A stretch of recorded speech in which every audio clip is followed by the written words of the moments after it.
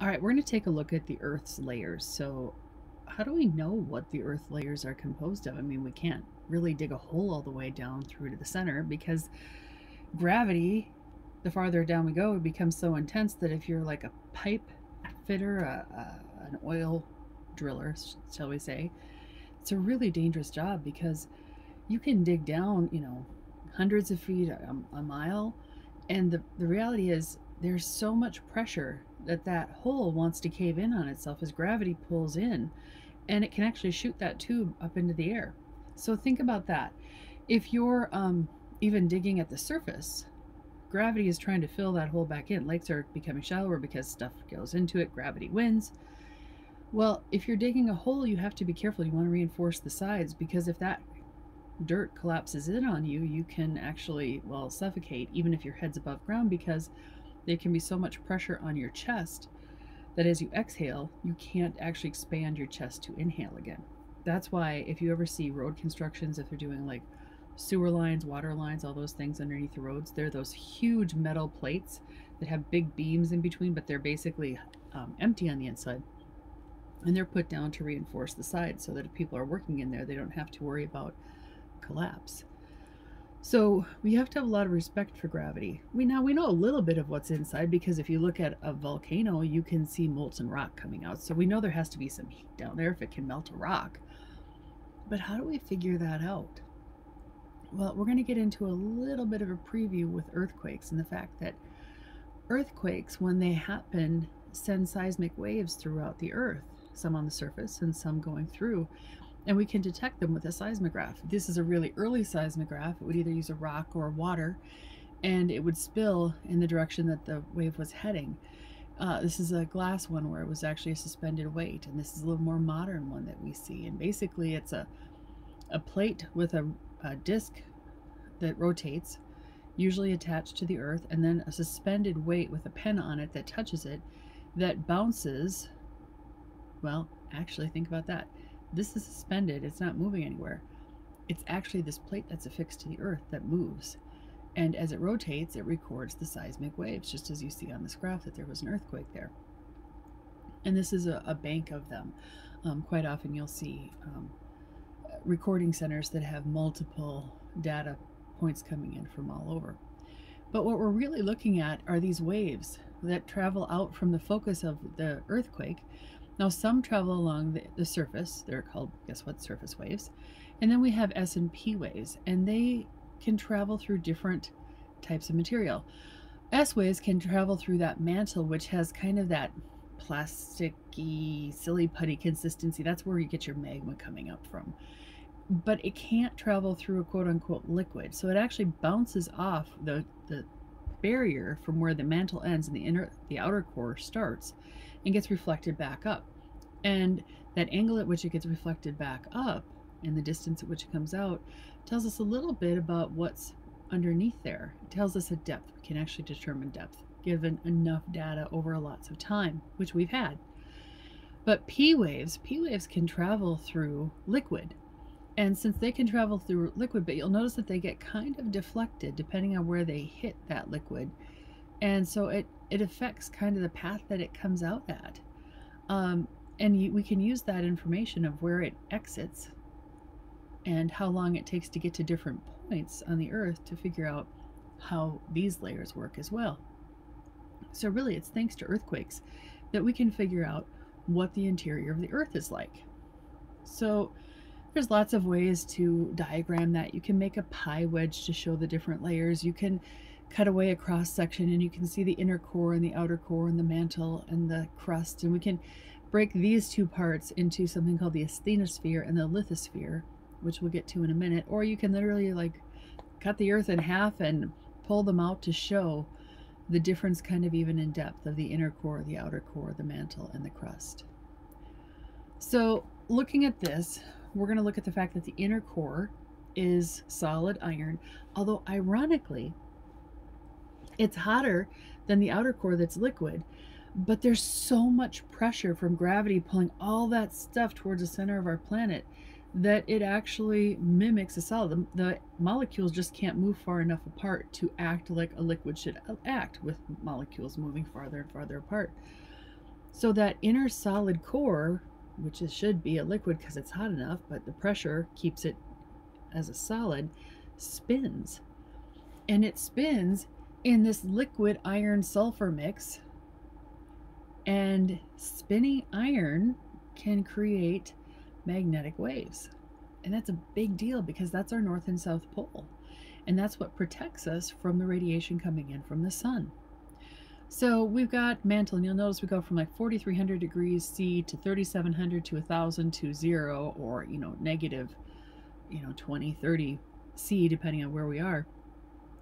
You'll notice that as it goes out, the heat's trying to get out, but it cools as it goes.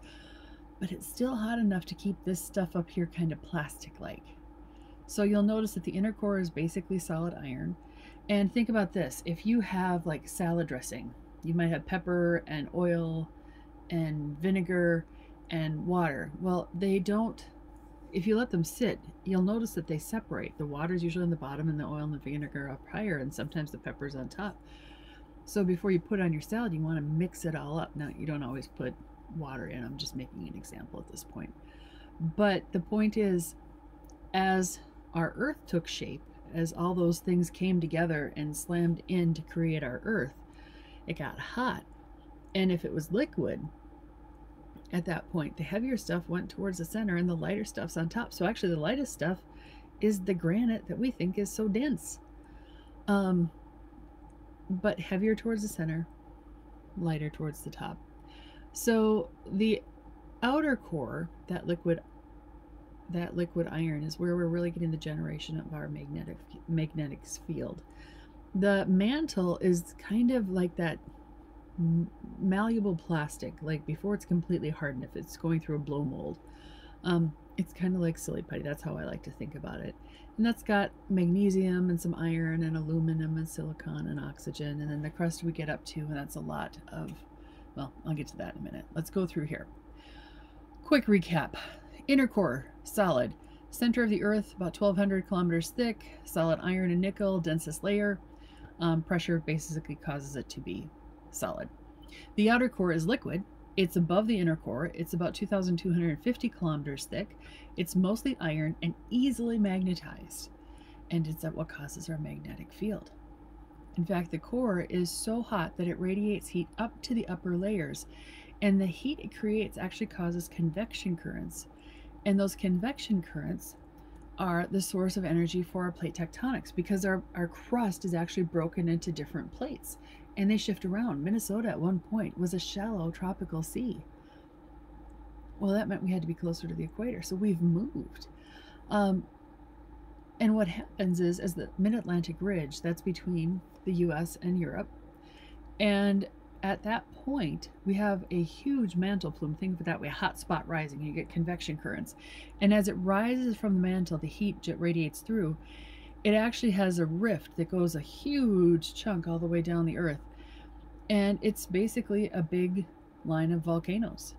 But as that magma rises, and some erupts and some doesn't, if it cools just a little bit, it actually will flow off in both directions. And it creates just enough friction with the lithosphere above it that it kind of drags along as some of the magma pushes out. And we get seafloor spreading. And that's in the Atlantic Ocean, between Europe and the Americas. So on the other side, now the problem is our Earth isn't just getting bigger and bigger and bigger as it expands. No, it's getting recycled on the other side, and that's the side of the Earth, and that's the Pacific. And at the Pacific Rim, it's called the Ring of Fire. As these crusts get pushed farther and farther, oceanic plate is actually subducted. Ocean floors are less, well, they're more dense than the less dense continental crust, so they get pushed underneath. And as they go down, they actually start to melt, and you get volcanoes that are kind of like explosive type, because you've got a lot of gases and stuff trapped in as that plate goes down. And that's our Mount Shasta, Mount Rainier, Mount St. Helen. It's all along the Pacific Rim. It's all because of these subduction zones. They form trenches, but they also form volcanoes. So new land is created here, pushed out in both directions, and then subducted or recycled on the other side. And all of this is because of these mantle convections within the Earth. So that spinning inner core in the outer core, which generates our magnetic field, shows us where magnetic north is, which is shifting. It's shifting all the way around. It doesn't reflect where the actual like 90 degrees north is for, you know, measurement purposes. But airplanes do use magnetic north because it's what our instruments can read. So true north is 90 degrees. Magnetic north is where the North Pole happens to be. And it wanders, so we have to adjust for that. And it can flip, which is really cool. So magnetic fields then are also produced by that motion of that electrical charge core inside. And you can see this bubble, which is so important to us because remember, it's protecting us from all those solar winds. But sometimes if there's a huge flare and it's pointed right at the Earth when it goes, it will get funneled in through the North and South Pole. And you can see magnetic field lines just by taking a bar magnet, putting like an old transparency sheet on top of it, and then sprinkle some iron filings. And the iron filings will actually align with the magnetic fields. And it's kind of that dynamo effect.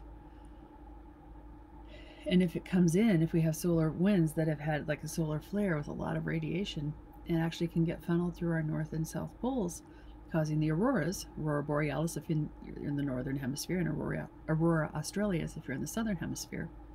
And really what this is as that energy comes in at the poles, it's charging the gases in our atmosphere, and different gases glow with different colors. So we can tell you what green is versus fuchsia versus all these others because different gases glow with different colors. And that's a spectrometer can tell you that. We can actually show that. So you're not having to watch all of these, but this is some northern lights. This is that product. That's the visible thing that we can see that really does prove that we have a magnetic core that is producing this magnetic field, and they're called the auroras. I have seen them in Minnesota a couple times in my life. It has to be a really strong solar storm to get this far, and you don't see the deep colors that you can if you go much farther north than we are. When I've seen them, they've been pretty white, and it's good if you can get away from light pollution. And this is the South Pole, this is the Antarctic, so this would be the aurora australis, and it was kind of a ring around that center. There are also auroras that they've taken from the space station as they've orbited the Earth, and it's just beautiful. You can see some of it flares up and around and down. This one's a little richer in color.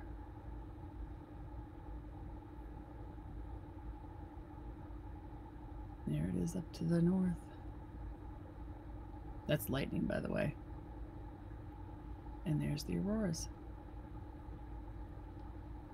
Okay, mantle, the next layer out. It's located above the outer core and below the crust. It is the largest layer. It's 2,900 kilometers thick, roughly. Its rock layers are movable, plastic-like, composed of minerals that are rich in elements like magnesium, silicon, and oxygen. And we call that mafic. It's a mafic material. A mafic rock would be a rock that's really originated in the mantle. They're basically, think of it this way: hot, softened rocks made up of magnesium and iron. The density increases with depth due to increasing pressure. So think that through for a second. Wouldn't it make sense the closer you get to the center, the more dense it would be, the heavier elements go down farther and farther. And if I'm here in the mantle, I'm going to have a lot more density. It's more dense, it's more closely packed together because there's just more pressure pushing on me from above, versus up here there isn't as much pushing down on me. There's still a lot, there's a whole atmosphere and our crust, but not as much as if you're farther down in here.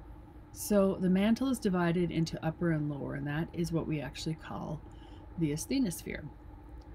The crust is the top, and the asthenosphere is what we'll get to in a minute. And we also have something called the lithosphere. So let's look at that. The lithosphere, this is that crunchy layer of the Earth. It includes the crust and the very uppermost part of the mantle. So the lithosphere includes the crust and just this part where it's starting to get malleable. The asthenosphere is the soft plastic-like layer in the upper portion of the mantle. It's located right below the lithosphere. Think of it as like the jello layer, the silly putty layer. And as this goes down, it goes down into that asthenosphere. Here's the oceanic crust. Actually, believe it or not, this is basalt. It is more dense than granite. We think granite is a really dense rock, but it's light compared to basalt. So if an ocean plate at a subduction zone runs into mafic material, that is less dense stuff, it's going to float on top. And this ocean crust, which is more dense, is going to get subducted, and it goes down into the mantle, and it starts to remelt. And this is our ring of fire. These are our volcanic mountains. And this is just looking at it. Interestingly enough, the lithosphere, the upper mantle, the asthenosphere down here, is kind of pliable. It's bendy. And if you put a huge weight on it, like a glacier, and glaciers can be a couple miles thick, that's a lot of weight. And they can actually deform, they can bend the crust. And with that, you can get a depression in our actual crust. Who knew? And we have one today that's rebounding. It's called Hudson Bay. It was the origin of our last ice age. It's where the last ice sheet spread out from. And it was so heavy, it actually deformed and pushed the crust down into the mantle. And since they have melted, and we have water now in Hudson Bay, that crust is slowly rebounding. Hudson Bay is slowly getting shallower and shallower as the crust comes back up. So the crust then is the outermost layer of the earth. The thickness varies. Under mountains, it can be as thick as 60 kilometers and less than 5 at the ocean. It's the least dense of all the layers. It is therefore the lightest layer, and it's primarily made up of silicon and oxygen. So those rich oxygen and silicon with lesser amounts of, we also have some aluminum, some iron, some magnesium, some calcium, potassium, sodium, all those things that are important for our life, for those ingredients to make things grow. So of those two layers, the continental crust is less dense, granite. The oceanic crust is much more dense, and that's basalt, and basalt will get subducted. So just a quick reminder of, I wouldn't test you on this, but just for your background, lithosphere, from the Greek for lithos, stone, is the rigid outer layer made up of the crust and the uppermost mantle. The lithosphere is the plate. It's the part of the plates that move, the theory of plate tectonics, which is the shifting of the plates. It floats. Basically, it's floating on top of the mantle. And a very heavy load like that glacier I was talking about can actually indent it. So as climates change and we go to ice ages or out of them, we can actually get rebounding, and right now we're in rebound, and we're coming out of that asthenosphere is actually coming back up. Buoyant force is pushing it up. The asthenosphere, from the Greek asthenos, is devoid of force, is the part of the mantle that flows, the characteristic of plastic behavior. In other words, that's the silly putty part. It's the heated part. It's the mantle convection going. And because of that role, it allows the plates on top of it to slide around. Think of sandpaper on the bottom of your feet against more sandpaper, and you try and skate. You're not going to go very far. Now, less friction, like having a pliable mantle, allows you to slide across the surface like you're on ice skates on ice. And that's what allows us to move. Quick review. Mantle convection takes the heat from the inner and outer core, brings it to the surface where sometimes it actually can vent out, and volcanoes or at like the mid-Atlantic ridges. We can have then convection currents that as they come, they rise, they cool, and they push off to the right and to the left. Some erupts. But as it drags to the right or the left in this case, it actually drags the crust along with it and pushes it until it hits something else like a continent where it gets subducted. You have trenches, and you can actually have this crust melt, and we get volcanic chains. So that's a really quick overview of what the four main layers are. I would not test you on things like how thick are they. I would test you on inner core, outer core, mantle, crust. And for good measure, I might throw in there, what is the asthenosphere, what is the lithosphere? As always, if you have questions, you should ask.